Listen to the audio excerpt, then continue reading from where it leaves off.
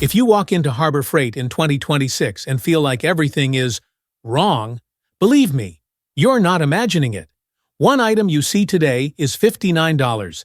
Then next week, it's back to $67, and strangest of all, another store sells it cheaper. Coupons no longer have the big win-winning style of holding a piece of paper like before. Instead, there are apps, reward points, special offers. Sounds good. But many people feel like Harbor Freight is forcing customers to play a new game without anyone explaining the rules. And that's why a whole host of customers are getting angry. Not because they hate Harbor Freight, but because they hate the feeling of being led by the nose. But the truth is, Harbor Freight isn't just making minor changes. They're overhauling the entire system. In this video, I'll break down the biggest changes of 2026, the reasons why customers are so angry, and most importantly, how you buy to avoid losing money unnecessarily. Don't miss out. Let me be blunt. People don't hate Harbor Freight. They hate the feeling of having the rules changed midway through. Harbor Freight will still be crowded in 2026, but at the same time, it's also creating a wave of anger that you can feel the moment you walk into the store. Glaring eyes, men standing with their arms crossed in front of the price list. And that kind of sigh, isn't it? It sounds like background music. And it's not because the tool is worse. Many dishes even look better than before. But what frustrates people is that everything becomes unpredictable and difficult to control. And what American customers hate most is the feeling of being played. What I hear most often in this anger of holding on is, prices are no longer the same. Buying it at Harbor Freight used to give me a very reassuring feeling. If you see a $99 jack in one store, another store will be in the same price range. No need to think too much. There's no doubt about it. Just come in, buy, and come back. Done. But what about 2026? Harbor Freight started playing with a regional pricing model. The same item can cost several dollars more, or even more, depending on the store. It sounds quiet, but for customers, it's not a small amount, because the issue isn't about $3 or $5, the issue is belief. Just imagine this. You bought something yesterday for $59. Today, you saw it for $52 at another store, and the following week it became $67 at the time. You didn't think it was due to transportation. You're right about one thing. Oh, so I'm the idiot who got charged a high price. It started to look like buying a plane ticket.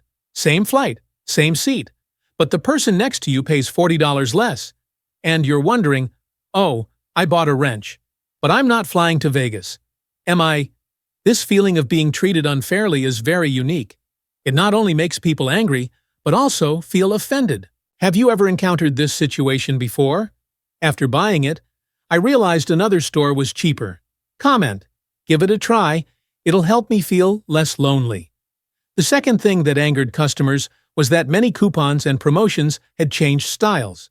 If you've been to Harbor Freight for years, do you know what the best feeling is? No need to buy tools, but you can buy tools with coupons. Older men in America view coupons as weapons. It's not because they're poor, but because they like the feeling. I can buy it cheaper than you guys. The old-fashioned mailer coupon is like a piece of paper of power. Holding it inside the store naturally makes you walk with a straighter back. But what about 2026? Harbor Freight is starting to shift towards loyalty points, app deals, account-based discounts, and personalized deals based on purchase history. Sounds modern, right? But for many middle-aged and older customers, it's like saying, want something cheap? Learn technology? And sorry, there are people who just want to buy a hammer. They didn't want to register an account, scan QR codes, or create a 14-character password and then forget it after 2 days. An uncle would say, bluntly, I already have 3 reading glasses, and now you're making me look at a screen too. That's why people are angry, because Harbor Freight not only changed its discount method, but they inadvertently told returning customers, your time is over. And you know what? Saying that to a middle-aged American is like pouring gasoline on a fire. Third, Tool feels like it offers fewer options. While this might visually ease the customer's confusion, psychologically, they feel pressured. Harbor Freight is trying to make things more compact. They go in the style, good, good, better, better, Best. That sounds reasonable. It takes 30 minutes standing in front of a socket shelf and looking like you're solving a math problem. But customers are frustrated for a very real reason. Many familiar dishes have disappeared. You bought that exact model 5 or 7 years ago, and you've gotten used to it. Now, turning back, it's gone as if it never existed. And instead, there's a new line, a new name, a new color, new packaging. It looks better, but you don't know. Is it durable? Is it easily broken? Does it look like marketing material? So people stand in the store feeling like they're being forced to choose. Either buy the good line and you're afraid it will spoil, or buy the best line and you'll end up with more problems than expected. It's like buying a regular burger. Suddenly the menu is down to small burger, medium burger, premium deluxe burger. No more of that old burger you used to eat. And the most frustrating thing is, Harbor Freight does the right thing, but they do it the way I know what's best for you, making guests feel like they're being led astray. Honestly, many people don't hate the good, better, best system. They hate the feeling of being pushed into spending more, not to mention that the limited edition sold out, creating a feeling of being manipulated. In 2026, Harbor Freight began playing a move they didn't usually do: limited edition, electric blue toolbox, sparkling red, purple, gray, as beautiful as a classic car that has just been repainted. And it sold well, selling on the shelf. But this is what drives pragmatic customers crazy. Just think about it. A craftsman comes to buy toolboxes to store things, not to collect them. The guava needs a sturdy cabinet at a reasonable price. But now I see in the store, the good quality items are sold out and the remaining ones are in bad colors. To get a good color, you have to keep track of the restock date. It felt like Harbor Freight was turning tools into fashion items, but artisans don't like being turned into fashion victims. People started thinking, so, did Harbor Freight sell tools or sell emotions? One more thing, when limited edition items sell well, many people will immediately suspect they're probably doing less to create scarcity and encourage people to buy quickly. And when the guests become suspicious, everything smells like gimmicks. Finally, there's the emergence of technology in stores. Things like apps, smart carts, barcode scans. They sound convenient but are annoying. Harbor Freight is now stepping up its app, barcode scanning, real-time inventory checks, and even smart cart testing. And honestly, this is beneficial.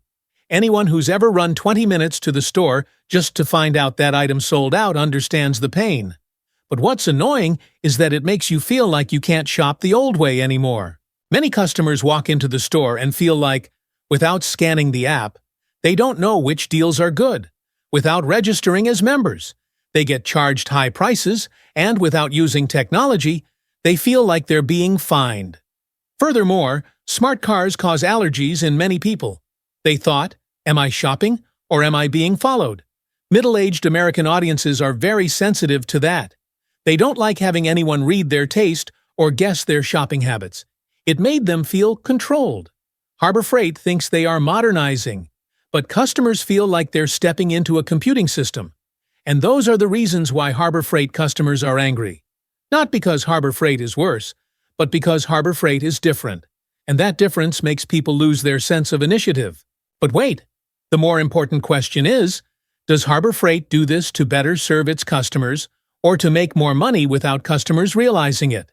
Next, I'll peel back each of the biggest changes of 2026 and show you how to buy without making a mistake. Oh, and if you like this kind of blunt, honest way of speaking, remember to subscribe to the channel, not for show, but so that next time you don't get caught off guard by Harbor Freight. Okay, now let me be blunt to save time. Harbor Freight isn't refreshing its store or refurbishing a few tool lines. They're doing something much bigger. They're changing the rules of the game. And if you still see Harbor Freight as a cheap shop to buy things temporarily, then you'll be out of breath in 2026. It's right that customers are angry, but the truth is, Harbor Freight doesn't do anything wrong for fun. They do this because they're entering a phase where big players like Home Depot or Lowe's have to start glancing around. Harbor Freight is no longer the kind of place you occasionally see a shop in. They have surpassed 1,500 stores, and are heading straight for 1,600 to 1,700. Simply put, you'll encounter it no matter how much you drive through small towns. It's like a gas station or a roadside rest stop. You're not looking for it. It just appears before you. And their trick was clever too. They didn't hit the big city, but rather places about 45 minutes from the mall. The big box store is full of workers and DI years, but it's too lazy to open because there aren't enough profits. So Harbor Freight became the default choice. People don't need to love it. It's close to home. Just think, if the tool store is closer to your house than Starbucks, where else would you go? On that side, they are actually upgrading the quality because the return rate used to be too high. This is the reason Harbor Freight had to transform. In the past, many of their rows were returned very frequently at one point. The return rate reached around 40%. What does 40% mean? That means for every 10 items sold, 4 return. It's like opening a hamburger shop, and 4 out of 10 customers come back and throw a piece in your face and say, "Bite a piece and break a tooth." No company can tolerate that kind of thing for long. That's why they started focusing on their main lines. Hercules, Icon, Bauer. These are the families who want you to buy it, and then come back to buy more. It's not a one-time purchase followed by an oath never again. And when Harbor Freight dares to play tough with warranty, dares to make more durable tools, it means they're telling the market one thing very clearly. We're no longer a cheap shop. We are real rivals. Now for the part many people don't see. Harbor Freight doesn't keep prices low as much as luck. They keep prices low by making supply chains completely mechanized. There are huge, large distribution centers, like 15 football fields, operated by robots and running 24/7. Goods are shipped faster, are imported more evenly, and there's less shelf shortage, from waiting a few weeks to waiting a few days. Furthermore, they are gradually shifting their shipments from China to Mexico, Vietnam, and Malaysia to speed up delivery and avoid the risk of tax delays and container delays. To put it bluntly, Harbor Freight is cheap not because of the counterfeit goods, but because they are optimizing the entire back-end system, cutting down on intermediaries, and reducing downtime. You might hate them, but you have to admit, they're playing cards very systematically. And perhaps what angers customers the most is that Harbor Freight is transforming from a low-cost tool store into a strategic retail empire. And in the process of transforming, buyers are being thrown out of their old habits. But wait, if they've changed the rules of the game, the next question is, what specific changes in 2026 will directly impact your wallet? Next, I'll peel them off one by one, whichever is worth buying and which should be avoided. Please stay with me. Okay, let's get to the spine. If you only remember one part of this video, remember this one correctly. In 2026, Harbor Freight is no longer the kind where you just buy everything cheaply. Now it's like a mini casino. Whoever understands the rules wins. Whoever buys based on their feelings loses money. First, region-based pricing. Don't buy based on feeling, buy based on strategy. In the old days, Harbor Freight had the advantage of having almost the same price nationwide. Not now. In 2026, they'll be playing with regional pricing. For the same item, one store might be a few dollars cheaper than another. Sometimes even more. It doesn't sound like much, but buying a few things makes a delicious meal. And what makes people feel that way is, why am I being counted higher here? So, to survive the new law, you have to do 2 things. Check prices in apps or digital price lists, and monitor flash sales throughout the month, instead of waiting for coupons every day like before. To be frank, you won't be ripped off if you take the time to check the price before swiping your card. Secondly, coupons are shifting to loyalty. Those who buy regularly will profit. Those who buy individually will see the loss. The days when paper coupons were like amulets are gradually disappearing. Instead, there are loyalty points, membership tiers of bronze, silver, gold. What does that mean? That means Harbor Freight is being subtle. If you come back often, I'll love you. If you visit once a year, well, never mind. If you're the type of person who buys tools regularly, you'll find this system delicious. Quick reward points, personalized offers. The more you buy, the more you profit. But what if you only visit Harbor Freight 1 to 2 times a year? you'll find it feels like being subtly kicked out. Delicious deals are now available for those in the group. And this is why many older customers are frustrated. They don't hate discounts. They hate the feeling of having to ask for a discount. Third, good, better, best. If you choose the wrong tier, you'll hate Harbor Freight. Harbor Freight is clearing shelves in a good, better, best fashion. It looks simple, but if you choose the wrong floor, you'll curse at them for a whole year. Good, for light use, minor repairs, small projects. Better, DIY regularly, for routine use. Best, serious, hard-working tradesperson/garage worker. Buying the wrong thing is like throwing it away. If you buy good and take it to work like best, you're dead, you're angry, and then you go online and curse Harbor Freight garbage. But honestly, sometimes the fault lies with the buyer. The tool isn't bad, it's just that you're asking it to work beyond its capabilities. Harbor Freight isn't bad, you just bought the wrong floor. Fourth, toolboxes and beauty gear. Don't let colors fool your purpose. The 2026 Harbor Freight is beautifying everything. Glossy purple, electric blue, and red toolboxes that look like freshly painted classic cars. Some types even have built-in lights, better locks, and ergonomic handles for people with joint pain. That sounds great, but that's also why many people are starting to have doubts.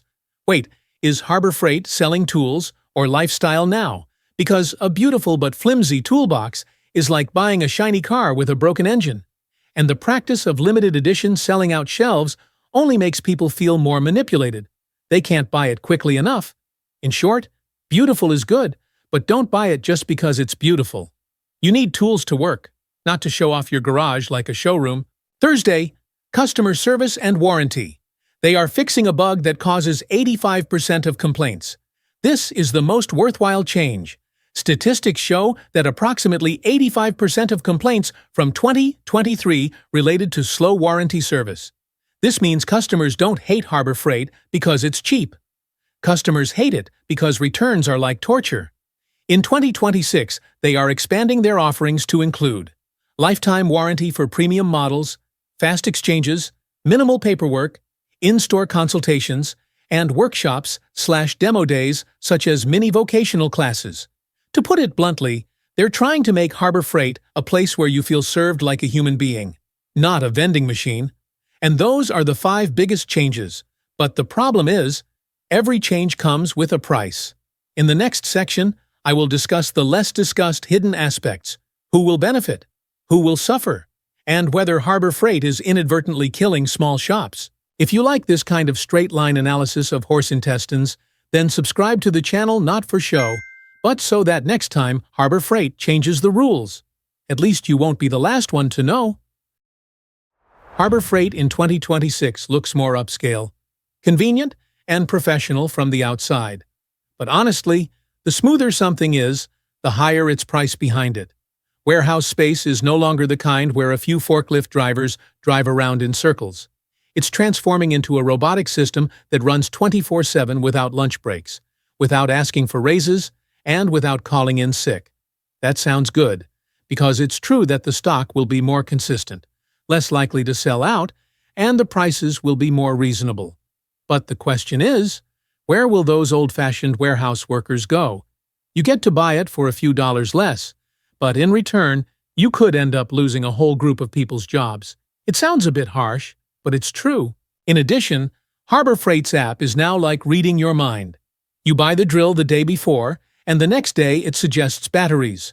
When you buy car repair tools, they fire a deal on engine oil. Convenient, but also a little creepy. Have you ever felt like, oh, how did it know it needed that? And you start wondering, am I going to buy tools, or am I being kept in a data cage? Good, better, best helps to reduce confusion, but it can also easily pressure buyers into spending more money.